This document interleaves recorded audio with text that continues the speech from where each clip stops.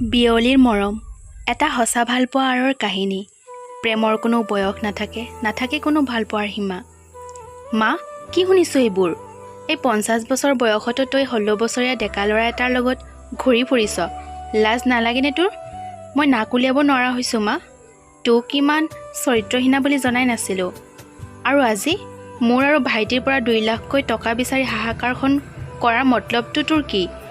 চা মা, দেউতা নথকাৰ পিছত তই একেবাৰে অকলশৰীয়া হৈ গৈছ। সেইটো আমিও বুজিছোঁ। কিমান জটিল সময়ৰ মাজেৰে তই জীৱনটো কটাই আছ।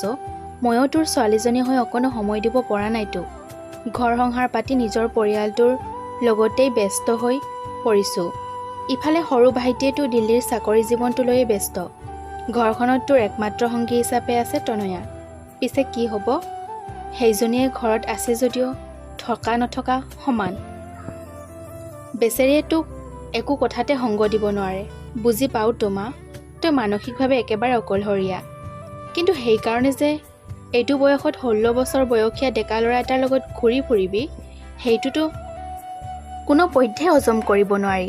যোৱা এমাহে তনয়াক মোমায়েকহঁতৰ ঘৰত থৈ আহি সেই ল'ৰাজনৰ লগতে তই বোলে ঘৰত ঘণ্টাই সোমাই থাক। একেলগে বজাৰলৈ যাওঁ। যোৱা এমাহে ৰাস্তাই ঘাটে তহঁতক একেলগে নেদেখা মানুহ নাই। মুঠতে তোৰ এই কুকৰ্মবিলাকৰ কথা গোস্বামী খুৰাই সহ্য কৰি থাকিব নোৱাৰি অৱশেষত আমালৈ ফোন কৰি জনালে।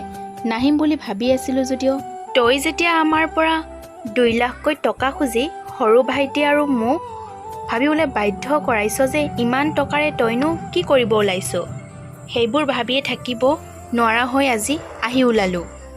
মা, তই কি ভাবি কি চিন্তা কৰি এইবোৰ কৰি আছ? ইমানবোৰ বদনাম শুনাৰ আগতে তোৰ লগত সমস্ত সম্পৰ্ক শেষ কৰি দিব লাগিছিল। চি 50 বছৰ বয়সীয়া বিধৱা মহিলা এগৰাকীয়ে 16 বছৰীয়া ডেকা ল'ৰা এটাৰ প্ৰেমত পৰি হাবুডুবু খাই ফুৰিছে। চি আৰু সেইজনী মহিলাৰে জীয়েক হৈ মোৰতো মৰি যাবলৈ মন গৈছে। কি শব্দ, কি ভাষা এইখিনি!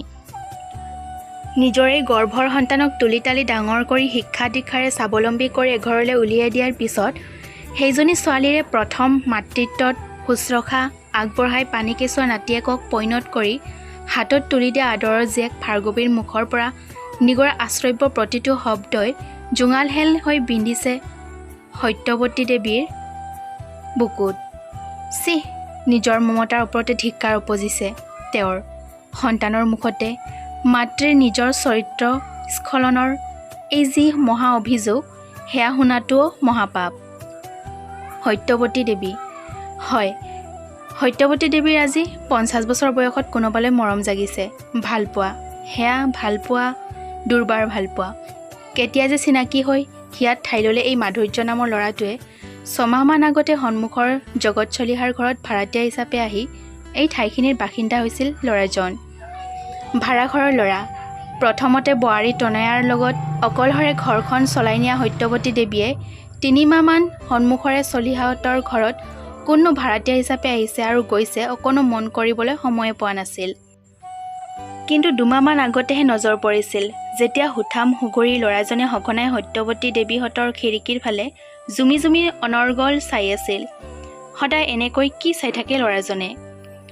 কাৰণ কি কাৰণত সদায় এনেকৈ কিয় চাই থাকে জানিবৰ বৰ মন গৈছিল সত্যৱতী দেৱীৰ। সেই এদিন চলিহাহঁতৰ ঘৰলৈ গৈ চলিহানীৰ লগতে অকলে থকা ভাড়াতীয়া মাধুৰ্যৰ লগত চিনাকি হৈ আহিছিল। কেৱল চিনাকিয়ে নে? লাহে লাহে সত্যৱতী দেৱীয়ে মন কৰিলে যে ল'ৰাজনৰ কিবা এটা দুৰ্বলতা আছে। সত্যৱতী দেৱীয়ে মাতিলে বা ল'ৰাজনৰ ফালে চালেও ল'ৰাজনৰ আনুগত্যখিনি স্পষ্টকৈ ফুটি উঠে। কেইদিনমান ভালকৈ কথা বতৰা পাতি সত্যৱতী দেৱীয়ে গম পালে যে মাধুৰ্যই অন্তৰেৰে পচন্দ কৰি পেলাইছে সত্যৱতীৰ বোৱাৰীয়েক তনয়াক। পিছে মাধুৰ্যৰ অন্তৰৰ এই অনুৰাগৰ কথা উমানেই পোৱা নাই তনয়াই। কি কৰা যায়, ল'ৰাটো দেখিবলৈ বেছ মৰম লগা, ব্যৱহাৰখিনিও খুবেই ভাল, তনয়াৰ বাবে হয়তো উৎকৃষ্ট। কিন্তু ক'বতো নোৱাৰি, বিয়াৰ আগতে ল'ৰাই যি ৰঙেই নেদেখুৱাওক কিয়, বিয়াৰ পিছত ৰংবোৰ সলনি হওঁতেইনো কিমান সময় লাগে। বিয়া 5 বছৰ আগতে ববা ছোৱালী এজনীৰ প্ৰেমত পৰি ঘৰৰ অমতত বিয়া কৰাইছিল সত্যৱতী দেৱীৰ ডাঙৰ ল'ৰা প্ৰান্তিক শৰ্মাই। পিতৃহীনা তনয়া আৰু মাকক মোমায়েকৰ ঘৰখনে বৰ আদৰত ৰাখিছিল। প্ৰান্তিক তনয়াৰ প্ৰেমৰ সম্পৰ্কটোত সন্মতি দি তনয়াৰ হাতখন প্ৰান্তিকৰ হাতত তুলি দি চিৰদিনলৈ চকু মুজিছিল তনয়াৰ মাকে। মৃত্যু, কাৰোবাৰ মৃত্যুৱেও দায়িত্বৰ মেৰপেচত বৰ জটিলভাৱে বান্ধিব পাৰে কাৰোবাক। মাক দেউতাকৰ বৰ আদৰৰ ল'ৰা প্ৰান্তিকৰ বাবে এতিয়া তনয়াক বিয়া কৰোৱাটোৱেই যেন জীৱনৰ একমাত্ৰ উদ্দেশ্য হৈ পৰিছিল। হাহাকাৰ কৰি উঠিছিল প্ৰান্তিকৰ দেউতাকে। তনয়াৰ আভাক কোনো পধ্যে ঘৰৰ বোৱাৰী কৰিব পৰা নাযায়। সেয়া অসম্ভৱ, অসম্ভৱ এই বিয়া। শ্ৰাব্য শক্তি থাকিলেও বাকশক্তিহীনা ছোৱালীজনীক ঘৰৰ ডাঙৰ বোৱাৰী কৰি অনা কথাটোৱে যেন জুই জ্বলাইছিল গোটেই ঘৰখনত। বয়সনো কিমান হৈছিল প্ৰান্তিকৰ? খুব বেছি 25 বছৰ। এতিয়া ছোৱালী চপোৱাৰ কথা। প্ৰান্তিকৰ তলত সৰু ভনীয়েক আৰু ভায়েকজনে তেতিয়াও পঢ়া পাতি শেষ কৰাই নাছিল। তিনিওটা সন্তানৰে কেৰিয়াৰৰ কথা আছে। সৰু দুজনৰ পঢ়ুৱাই মগজুত এইবোৰে কি প্ৰভাৱ পেলাব? যদি তই সেই ববা ছোৱালীজনীক পাহৰিব নোৱাৰ তেন্তে আজি ওলাই যা মোৰ ঘৰৰ পৰা। তোৰ দৰে পাগল প্ৰেমিক এটাৰ দেউতাক হিচাপে মই সমাজত পৰিচয় দিব নোৱাৰোঁ। আজিৰ পৰা মোৰ দুটাকৈ সন্তান, এজনী ছোৱালী এজন ল'ৰা। আজিৰ পিছত ভাবিম তই মোৰ বাবে মৰি গলি। সঁচাকৈ মৰি গ'ল ল'ৰাটো। তনয়াৰ লগত সংসাৰ পাতি ভাড়াঘৰ এটা লৈ বহু কষ্টেৰে ছমাহ কটায়ে মৰি গ'ল। এদিন চলাই থকা বাইকখনৰ পৰা ডাম্পাৰ ট্ৰাক এখনে মহতিয়াই টানি লৈ গৈ মাৰি পেলাই ল'ৰাটো। তনয়াৰ শিৰৰ পৰা প্ৰান্তিকৰ নামৰ সেন্দুৰখিনি নিমিষতে উটি যায়। সত্যৱতী দেৱীয়ে খবৰটো পাই লৰ দিয়ে ভাড়াঘৰটোলৈ। ঘৰৰ প্ৰথম বোৱাৰীৰ প্ৰথম দৰ্শন এয়া এগৰাকী শাহুৱেকৰ। সহ্য নহয়। পুতেকৰ নামৰ সেন্দুৰ অতাই শুভ্ৰ বসনত ভিজা খোলা চুলিৰে চকুৰে টোপ টোপাই পানী হৰাই তনয়াই বাউলী হৈ সোমাই পৰিছিল শাহুৱেক সত্যৱতী দেৱীৰ বুকুৰ মাজত। আপোনজনক হেৰুৱাৰ যন্ত্ৰণাত চিঞৰি চটফটাই থকা তনয়াৰ মুখেৰে এবাৰলৈ হ'লেও প্ৰান্তিকৰ নামটো নুফুটিল। পা পা কৈয়ে মাতিয়ে পকাই বাগৰি বাগৰি চিঞৰি থাকিল। নাই আৰু চাই থাকিব নোৱাৰি, চাই থাকিব নোৱাৰি। তনয়াৰ মমায়েক আৰু মামীয়েকৰ আগত হাতযোৰ কৰি সত্যৱতী দেৱীয়ে ঘৰলৈ লৈ আহিল ঘৰৰ লখিমীজনীক।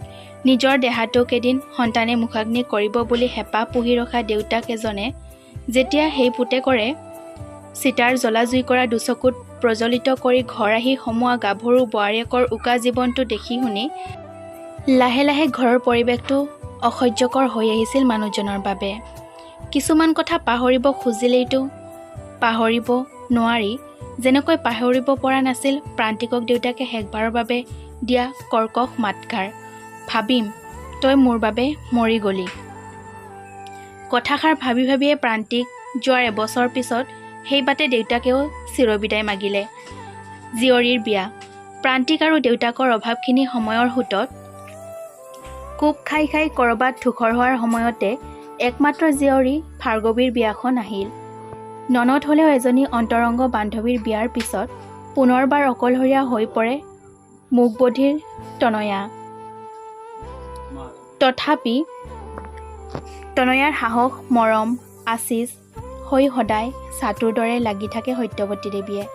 সৰু পুতেক সম্ৰাটেও ইতিমধ্যে ইঞ্জিনিয়াৰিং পঢ়া শেষ কৰি নতুন দিল্লীত ভাল চাকৰি এটাত সোমাই তাতেই থাকিবলৈ লৈছে। এতিয়া ঘৰখনত একেবাৰে অকলশৰীয়া দুজনী শাহু বোৱাৰী। মাজে মাজে ভাৰ্গৱীয়ে আহি থাকে যদিও এতিয়া তাইও কণমানি কুহিৰ মাক। মাকৰ ঘৰখনক সময় দিবলৈ সময়ৰ অভাৱ। কিন্তু সত্যৱতী দেৱীয়ে বুঢ়াকালত সংগীৰ অভাৱ। সত্যৱতী দেৱীয়ে বুঢ়াকালত সংগীৰ অভাৱ বুলিয়েই যে তনয়াক নিজৰ ভৱিষ্যতৰ ৰাখতি কৰি ৰাখি তাইৰ জীৱন যৌৱনৰ ওপৰত অভিশাপ হৈ ৰ'ব তেনে নহয়। তেনে হ'ব দিব নোৱাৰি। পিন্ধন উৰণ চাল চলনত নিজৰ ছোৱালীৰ নিচিনা ৰখা দীপলীপ তনয়াক দূৰৰ পৰাই দেখিয়ে মুগ্ধ হোৱা ল'ৰাটোৰ বিষয়ে অলপ জানিবলৈ মন গৈছিল সত্যৱতী দেৱীৰ। সেয়ে তনয়াৰ অজ্ঞাতে যোৱা 1.5 মাহ ধৰি সেই মাধুৰ্য নামৰ ল'ৰাজনৰ লগতেই যিমান পাৰে সিমান অন্তৰংগ হ'ব বিচাৰিছে সত্যৱতী দেৱীয়ে। ঘৰত, বজাৰত, পাৰ্কত, চিনেমা হলত মুঠতে ল'ৰাজনক সম্পূৰ্ণকৈ তেওঁ বুজি লৈছে। আনকি মাধুৰ্যৰ অজ্ঞাতে যোৱা সপ্তাহত তাৰ নিজৰ ঠাই মংগলদৈলৈ গৈ ঘৰ, পৰিয়াল, বন্ধুবৰ্গ, ভাল গুণ, বেয়া দোষ সকলোৰে বিশদ অধ্যয়ন কৰি আহিছে সত্যৱতী দেৱীয়ে। ল'ৰাজনৰ লগত এনেকৈ ঘূৰি ফুৰিলে মানুহে বেয়া বুলিব বলক, তনয়াৰটো ভাল হ'ব। মানুহে চৰিত্ৰহীনা বুলি ক'ব, কওক। অন্ততঃ এজন সৎ চৰিত্ৰৱান ল'ৰাৰ লগত মোৰ তনয়া আইজনীয়েতো জীৱনটো জীয়াব পাৰিব। ইতিমধ্যে মাধুৰ্যই তনয়াৰ বাক অক্ষমতাৰ বিষয়ে সকলো জানিও আঁকোৱালি ল'বলৈ সাজু হৈছে সি তাৰ মুকলি চিন্তাধাৰাৰে সজীৱ ঘৰখনেও। কিন্তু তনয়াই আগতে কেতিয়াবা শাহুৱেক তাইক আন কাৰোবাৰ লগত বিয়া দিম বুলি ক'লে তাই মাথো এটা কাৰণতে আপত্তি কৰে। তাই কাহানীয়ে মমতাৰ সাগৰ শাহুৱেকক এৰি আন এঘৰলৈ যাবলৈ নিবিচাৰে। মাকে 2 লাখকৈ টকা বিচাৰিছে জীয়ক আৰু সৰু পিতেকৰ পৰা। টকাৰ নাম লোৱাৰ লগে লগে মাকক অসভ্য আচৰণ কৰি অশ্ৰাব্য অপবাদ দি এক প্ৰকাৰ খেদি আহিছে একমাত্ৰ জীয়েক ভাৰ্গৱীয়ে। হ'লে কি হ'ব?